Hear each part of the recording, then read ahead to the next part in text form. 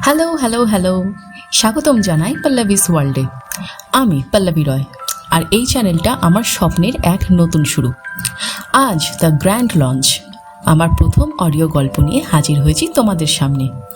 এই চ্যানেলে পাবে নানা রকম মেজাজের গল্প, রোম্যান্স থাকবেই, ভৌতিক ঘেঁষাঘেঁষি থাকবে, রহস্যে মোড়ানো থ্রিলার থাকবে, মজাদার কিড স্টোরিও থাকবে, আর সাথে থাকবে আমার নাচ আর কখনো সখনো আমার অভিনয়, সেটা দুটো ভাষায়, বাংলা এবং হিন্দি, ইংলিশেও থাকতে পারে। মানে এক কথায় একটাই ঠিকানা, অনেক রকম অনুভূতির গন্তব্য, পল্লবীস ওয়ার্ল্ড। তাহলে আর দেরি কিসের? কানে হেডফোন পরো, মনের দরজা খুলে দাও আর ডুব দাও গল্পের দুনিয়ায়। ভালো লাগলে একটা লাইক দিও, কমেন্টে জানাও তোমার মতামত, আর হ্যাঁ, চ্যানেলটা সাবস্ক্রাইব করতে ভুলো না। So let's get started. Adhira নিজের কেবিনে বসে রয়েছে। বিগত 15 দিন হলো সে এখানে এসেছে। এই 15 দিনে মাত্র একবার পূর্ণিমা গেছে। তার বাংলোটা জঙ্গলের কাছাকাছি। এক ভয়াবহ ভয়ঙ্কর গর্জন সেও শুনেছিল। এই রকম গর্জন তো কোনো জঙ্গলি জানোয়ারের হতেই পারে। আধিরার বাড়িতে নিযুক্ত কাজের মেয়েটির নাম বিন্দুলতা। সে উড়িষ্যার খোন্দ আদিবাসীদের একজন। উড়িষ্যার খোন্দ আদিবাসীদের বিশ্বাস তাদের জন্য বাঘ বন্ধু, এবং সে তাদের ক্রোধ তাদের শত্রুদের জন্য সংরক্ষিত রাখে। একজন ব্যক্তি ন্যায় বিচার বা প্রতিশোধ নেওয়ার জন্য বাঘের রূপ নেয়। ভারতের নৈনিতালে ও ব্যাঙ্গালোরের জঙ্গলের আদিবাসীরা মনে করে কিছু গুণিন বাঘের রূপ ধরতে পারে। জিম করবেট, কেনেথ অ্যান্ডারসনের লেখাতেও এরকম লোককাহিনী পাওয়া যায়। তারা মনে করে উপরে অপদেবতা ভর করে তাকে বাঘে রূপান্তরিত করে। গারোরা এদের মাথ চাদু বলে। সুন্দরবনে বাঘ নিয়ে আছে নানা রহস্যময় কাহিনী। এতে বাঘের রূপ ধরা মানুষের কথা বলা হয়। এরা গাছ হয়ে জঙ্গলে দাঁড়িয়ে থাকে দিনে, রাতে বাঘ হয়ে শিকার করে।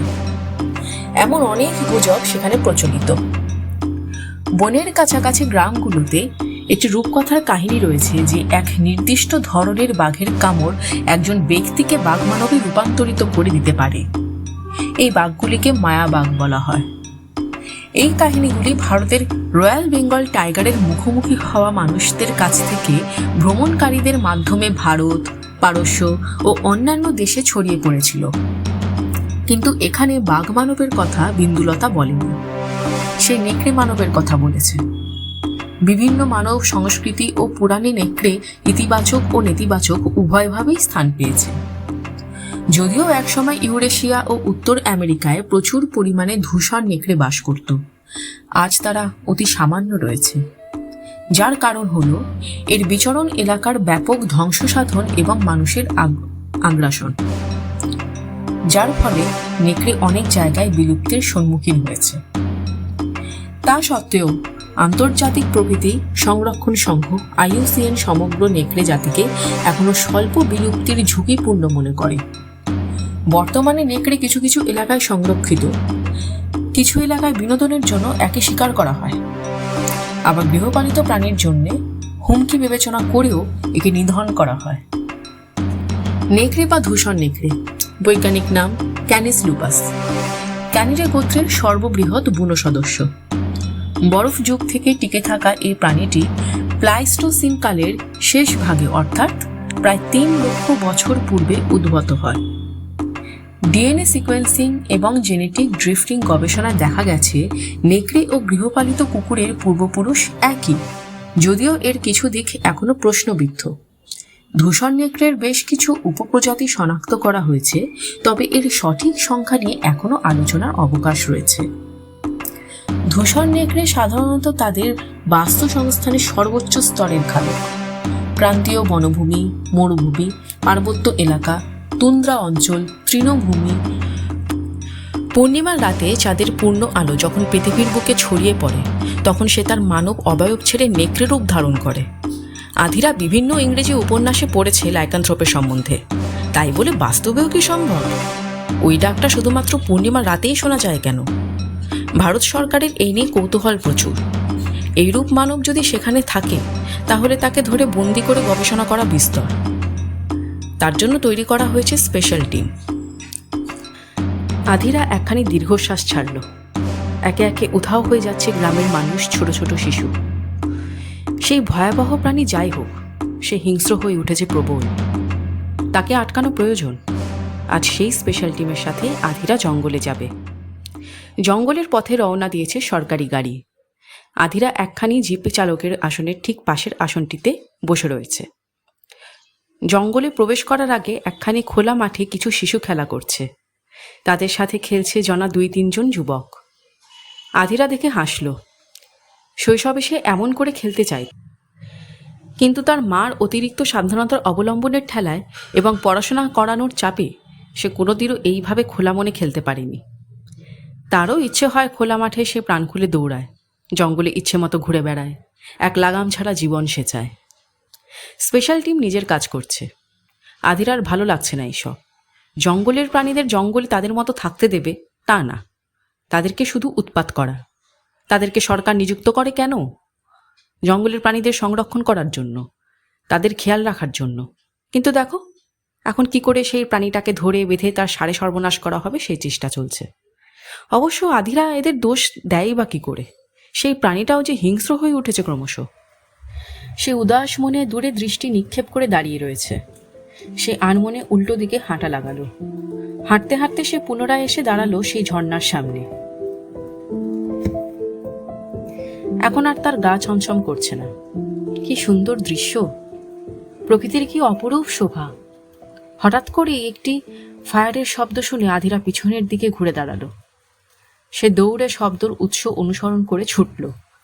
স্পেশাল টিমের কাছে পৌঁছে দেখল তার বন্দুক তাক করে দাঁড়িয়ে রয়েছে একটা হানি বাজারের দিকে। একখানি গুলি তার হাতের বাম দিকে করে ফেলেছে। সে রক্তাক্ত অবস্থায় পড়ে রয়েছে মাটিতে। আধিরার ক্রোধ হলো। How dare you! কার পারমিশনে ফায়ার করেছেন? রুলস রেগুলেশনস কি ভুলে গেছেন? স্পেশাল টিম বলে যখন তখন যেখানে সেখানে আপনারা ফায়ার করতে পারেন না। যান গিয়ে ভেটকে খবর দিন। নিরীহ পশুটি হয়তো বেঁচে যাবে, পশু তো, তাই আর সহ্য ক্ষমতা বেশি। সে এখন চিকিৎসাধীন। আধিরার বড় মায়া পড়ে গেছে ওই হানি বাজারটির ওপর। সে রোজ অনেকখানি সময় ওই প্রাণীটির সাথে কাটায়।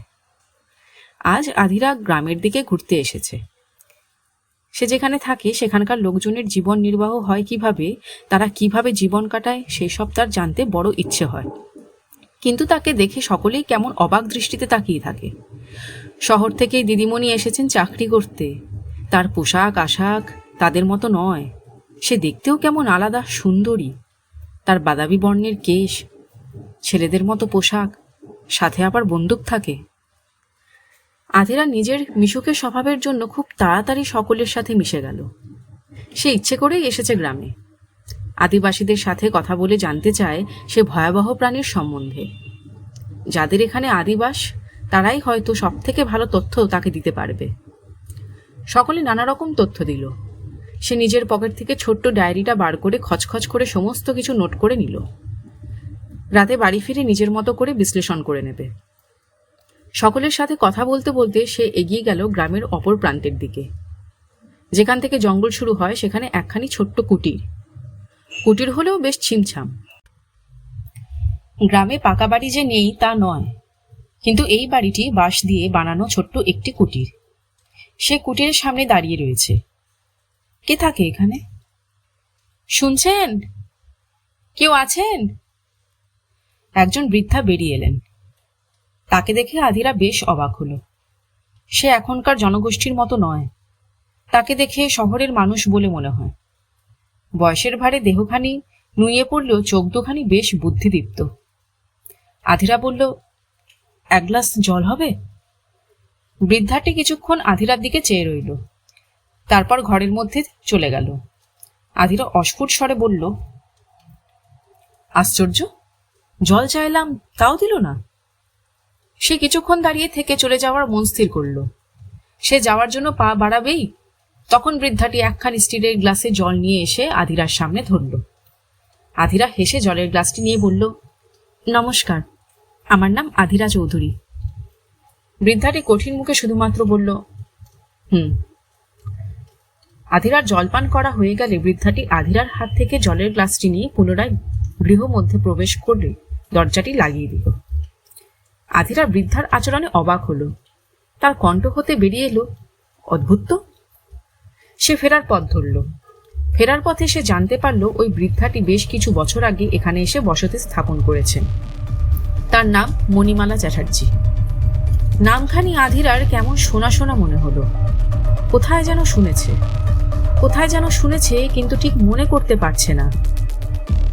আধিরা নিজের অবাসনে ফিরে রাতের আহারাদি সম্পূর্ণ করার পর বিছানায় বসে ল্যাপটপটা খুলল। অফিসের বিভিন্ন তথ্য ঘাঁটতে ঘাঁটতে তার কি মনে হতেই সে আলমারি থেকে একখানি ফাইল বার করল। সেখানে বিভিন্ন রিসার্চ ইনস্টিটিউটের নামে তালিকা রয়েছে। ভোর হয়ে আসছে ক্রমশ। দিনমণি তার আলো বিকিরণ করতে শুরু করবে তার কিছু মুহূর্ত পর থেকেই। তবুও আধিরার কৌতূহল নিবৃত্তি হয় না। নিজের মনের কৌতূহল নিবারণ হেতু সে থামল না। সে তালিকা ধরে সেই গুগলে বিভিন্ন তথ্য ঘাঁটতে শুরু করল। একসময় বেরিয়ে এলো মণিমালা চ্যাটার্জির নামটি। Scientist Manimala Chatterjee, Oxford university.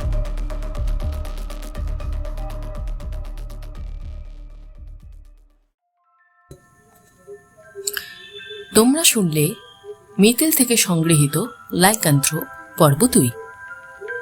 পরবর্তী পর্ব নিয়ে আসবো খুব শীঘ্রই। ততদিনে এই গল্প শুনে কেমন লাগলো একটা লাইক করবে, কমেন্ট বক্সে জানাবে তোমাদের মতামত, আর তার সাথে তোমাদের বন্ধু বান্ধবের সাথে শেয়ার করো। তাহলে আজ এই পর্যন্তই, আবার দেখা হবে। নমস্কার।